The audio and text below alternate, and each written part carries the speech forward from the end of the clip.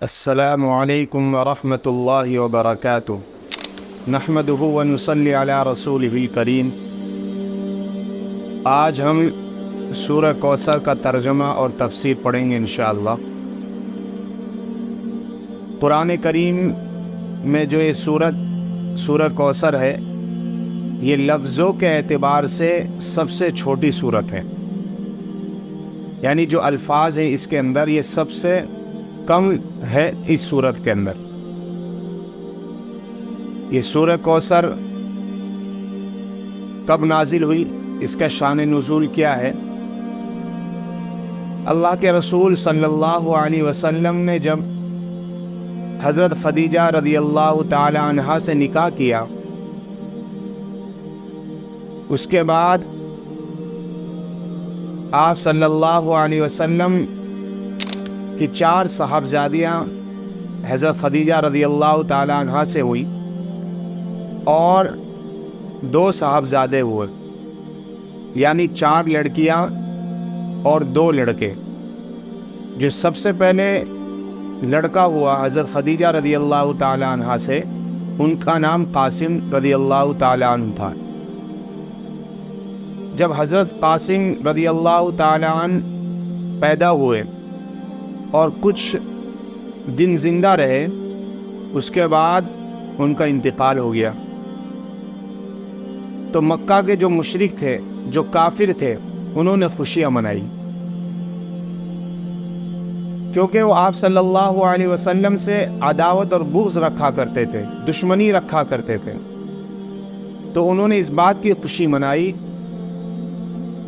کہ اب تو محمد صلی اللہ علیہ وسلم کی نسل نہیں چلے گی، یعنی آپ صلی اللہ علیہ وسلم کا جو یہ مشن ہے، آپ صلی اللہ علیہ وسلم کا جو یہ دین کی خدمت ہے، یہ کچھ دن ہے۔ جب آپ علیہ الصلاۃ والسلام اس دنیا سے چلے جائیں گے تو نعوذ باللہ آپ کا دین ختم ہو جائے گا۔ تو انہوں نے اس بات پر خوشیاں منائی۔ اور عرب کے اندر بھی یہی ہوتا تھا کہ جب کسی کی یہاں لڑکا پیدا ہوتا تھا تو بڑی خوشیاں مناتے تھے، اور جب لڑکیاں ہوتی تھی تو بہت غم زدہ ہوتے تھے، بہت غم کرتے تھے۔ تو لڑکے ہونے پر خوشی منانا اس لیے تھا کہ یہاں سے ان کی نسل چلے گی۔ تو آپ صلی اللہ علیہ وسلم کے جب صاحبزادے یعنی لڑکے حضرت قاسم کا انتقال ہو گیا، تو ان میں کفار مشرکین نے خوشیاں منائی، جن میں سے عاص ابن وائل اور بھی بہت سارے سردار تھے۔ اللہ کے رسول صلی اللہ علیہ وسلم کو ایک طرف تو اپنے صاحبزادے کا انتقال کا غم تھا، اور دوسری طرف ان کفاروں نے جو آپ کو طعنہ دیا کہ آپ ابتر ہیں۔ ابتر عربی کا ایک لفظ ہے جس کے معنی ہوتے ہیں کہ آپ کی اب کوئی نسل نہیں چلے گی، آپ بغیر نسل کے ہیں۔ تو آپ کو اور زیادہ تکلیف ہوئی۔ تو اللہ تعالیٰ نے سورہ کوثر نازل فرما کر آپ کو تسلی دی۔ اسی طرح بخاری شریف، مسلم، ابو داؤد، نسائی اور احادیث کی کتابوں کے اندر بھی یہ روایت ہے حضرت انس رضی اللہ تعالیٰ عنہ سے کہ ایک روز جب کہ رسول اللہ صلی اللہ علیہ وسلم مسجد میں ہمارے درمیان تھے، اچانک آپ پر ایک قسم کی نیند یا بے ہوشی کی کیفیت طاری ہوئی۔ آپ نے اپنا سر مبارک اٹھایا اور آپ مسکرائے، آپ ہنسنے لگے۔ صحابہ کرام نے پوچھا کہ آپ کیوں مسکرائے ہیں؟ آپ صلی اللہ علیہ وسلم نے ارشاد فرمائے کہ مجھ پر اس وقت ایک سورت نازل ہوئی ہے۔ پھر آپ نے بسم اللہ پڑھی اور سورہ کوثر کی تلاوت فرمائی۔ پھر آپ نے فرمایا تم جانتے ہو کوثر کیا چیز ہے؟ کوثر ہم نے عرض کیا اللہ اور اس کے رسول جانتے ہیں۔ آپ نے فرمایا کہ یہ ایک جنت کی نہر ہے جس کا میرے رب نے مجھ سے وعدہ فرمایا، جس میں خیر کثیر ہے، اور وہ حوض ہے جس پر میری امت قیامت کے روز پانی پینے کے لیے آئے گی۔ اس کے پانی پینے کے برتن آسمان کے ستاروں کے تعداد میں ہوں گے، یعنی جتنے آسمان میں ستارے ہیں اتنے ہی اس پر پیالے رکھے ہوئے ہوں گے، اتنے ہی اس پر برتن ہوں گے۔ اس وقت بعض لوگوں کو فرشتے حوض سے ہٹا دیں گے تو میں کہوں گا اے میرے پروردگار یہ تو میری امت ہے، تو اللہ تعالیٰ کی طرف سے جواب آئے گا کہ اے میرے نبی آپ جانتے نہیں انہوں نے آپ کے بعد کیا نیا دین اختیار کیا ہے۔ یہ حضرت انس رضی اللہ تعالیٰ عنہ سے جو روایت ہے میں نے آپ کے سامنے ذکر کی ہے، اس کے اندر حوض کوثر کا ذکر ہے اور نہر کوثر کا ذکر ہے۔ اس کو سمجھیے، ایک ہے نہر کوثر اور ایک ہے حوض کوثر۔ جو نہر کوثر ہے یہ جنت میں ایک نہر ہے، اور حوض کوثر یہ میدان محشر میں اللہ کے رسول صلی اللہ علیہ وسلم کو عطا فرمائی جائے گی، اور اس حوض کوثر سے آپ کے جتنے بھی امتی ہوں گے وہ اس سے پانی پئیں گے، لیکن آپ کی امت میں سے کچھ لوگوں کو الگ کر دیا جائے گا۔ اللہ کے رسول معلوم کریں گے کہ ان کو یہ تو میری امت ہے، تو اللہ کے رسول سے کہا جائے گا کہ آپ کو نہیں معلوم کہ انہوں نے آپ کے مرنے کے بعد، آپ کے انتقال کے بعد دین میں کیا کیا نئی چیزیں پیدا کی۔ تو یہاں پر حوض کوثر میں جو پانی ہوگا وہ نہر کوثر یعنی جنت کی جو نہر ہوگی اس سے حوض کوثر میں پانی آئے گا۔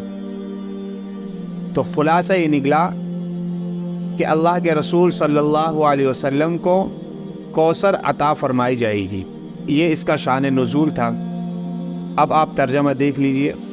سورۃ الکوثر مکیہ، یہ سورہ کوثر مکی ہے۔ اس سورت کے اندر 3 آیتیں ہیں۔ بسم اللہ الرحمن الرحیم، شروع کرتا ہوں میں اللہ کے نام سے جو بڑا مہربان نہایت رحم کرنے والا ہے۔ انا اعطیناک الکوثر، انا اعطیناک الکوثر، بے شک ہم نے آپ کو کوثر عطا فرمائی۔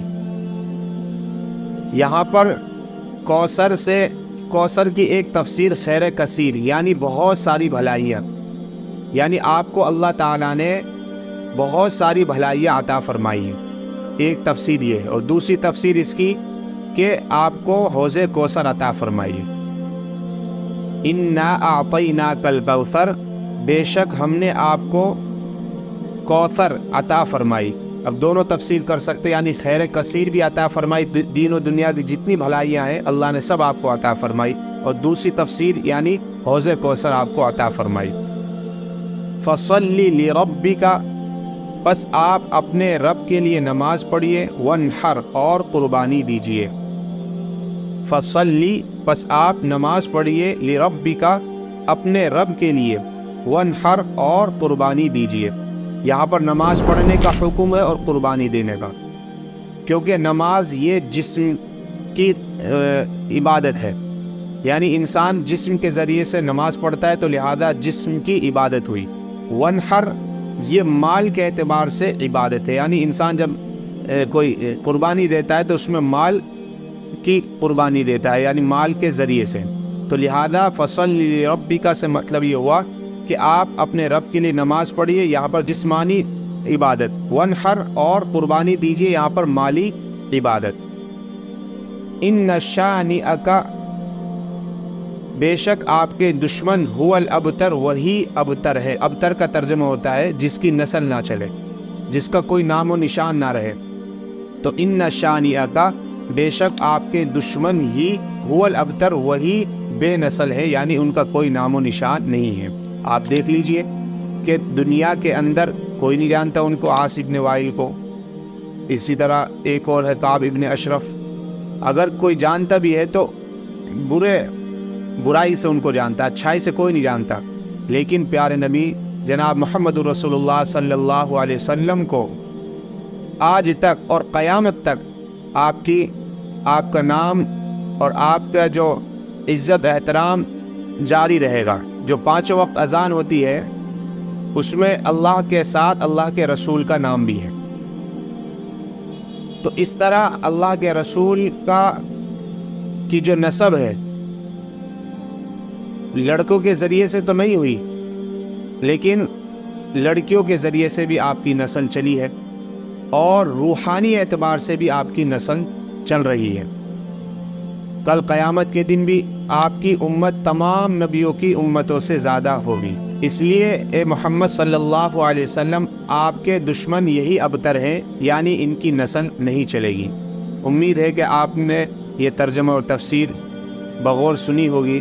اللہ تعالی ہم سب کے سننے کو قبول فرمائے۔ وما علینا الا البلاغ۔